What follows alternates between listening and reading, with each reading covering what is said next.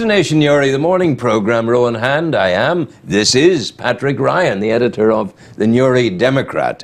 Patrick, where are we today? You're most welcome, first of all. Thank you Where very much, are we Ron. today? What have we got? Well, I suppose the one story everybody's talking about is Garth Brooks. Yes. And will he or won't he, or will he be allowed or won't he be allowed, is the question. But there's an awful lot of people from Newry and Mourne who are... They bought tickets. Yeah, on the edge of their seats, really. Yeah. Literally, I suppose it's all this talk about he's going to do 5 concerts or none, or is he going to do 3? And we're looking at it from the angle that Peter Aitken, Yeah. you know, comes from a local family. Yeah, up at Jonesborough. Yeah. So like they're very much at the centre of this, and you know, it's probably like his music or love his music. It's probably the biggest story in town at the minute. It is.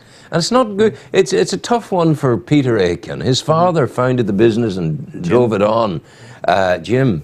But for the young entrepreneur, the inheritor of the empire, this is a tight one for him. It's not easy. No, I heard now this morning on the news this morning that their representatives of Aitken are away over to America to discuss with Garth Brooks. Would he play 3 concerts? Yeah, come. Well, I think Brooks should play 3 because it's terribly arrogant to say all of those people, I'm going to let them down. And nonsense. How do you choose between one child and another? That's the most nonsensical statement I've heard ever. You know, he should 3. He's allowed to play 3 concerts. Let him play the 3. Well, I think maybe a case of. I think when he came out with that, it was a case of not wanting to be the one who blinked first. You know, I think you got your finger on the pulse because I think he will do 3. Oh, there's no doubt about it. Yeah, I think I'd be sure of that. Yeah.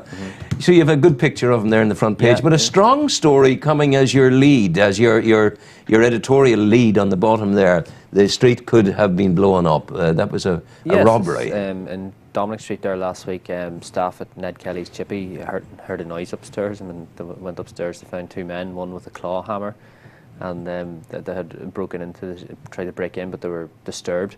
So what happened then was that they tried to make their way out, and one of them set fire to the wall, and you know, lucky they didn't cause serious damage. The prosecution now in court actually, or the PSNI actually said that they're lucky that the entire street wasn't blown up. Because chip shops mean hot fat. They also mean gas tanks. Oh, absolutely. All of that. Yeah, we're very lucky. Okay, Patrick, take us on. Yes, Rowan. Another story we have in the paper is, you see here on page 4 there. Yes. It's Oliver Blair. He's a Newry pensioner. Wow. What's he at? A photograph of him just around the corner at the sorting office.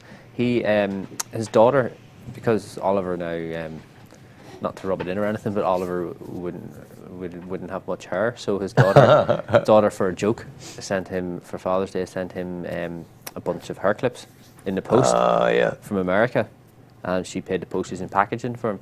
But what happened then was that the post office tried to charge him £20 for customs for bringing hair clips into the country. And you know, it's probably not the biggest story we'll ever cover, but it's quirky. Yeah, it is certainly quirky. There's a complete absence of common sense here. Yeah, like why a man would want to buy 20 paper or hair clips from America and sell them on individually. Where else are we? Yes, another few. Sorry, if I can just remind myself where it is now.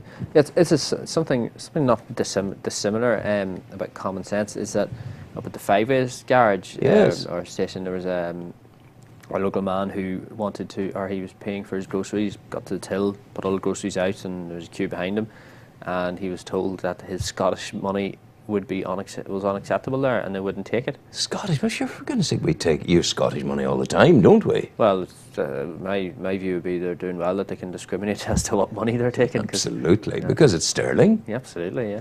That was a foolishness indeed. There was no signs up. There was no nothing really. Sorry, or no anything.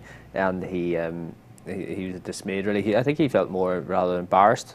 You know, I've been sent away after. Yes. But again, this is another one. You know, it's these little things that happen to people every day.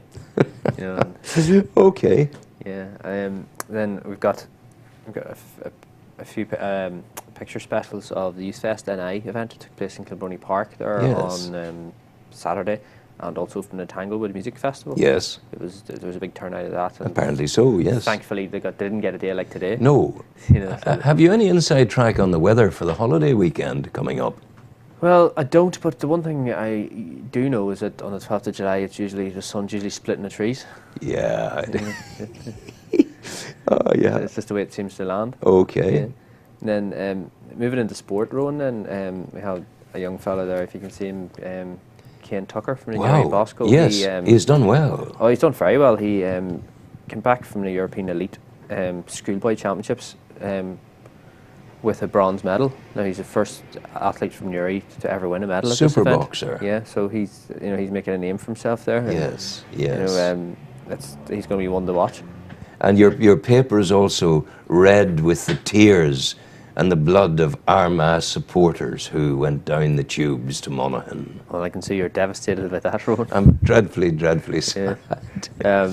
Well, I know one thing. My mother was delighted, not because of any hatred for Armagh, but because she's from Donegal and she was worried about living here. If Armagh beat Donegal, she didn't show her face. Of course. So no such fear. But I have to say now, Armagh fans did have something to cheer about. As you can see there, the ladies' senior team. They've got the Ulster Championship. Won the Ulster Championship. That will have done no harm at all to ladies' football. None whatsoever. Because there'd be a big audience will have seen that on Sunday. It was played before the Armagh Monaghan match, I think. I think so, yeah. Yeah. And then also Down had the Down Intermediate ladies won the Ulster Championship as well, so both of them were celebrating. Being a man of great wisdom, Patrick, I always say, ladies forever.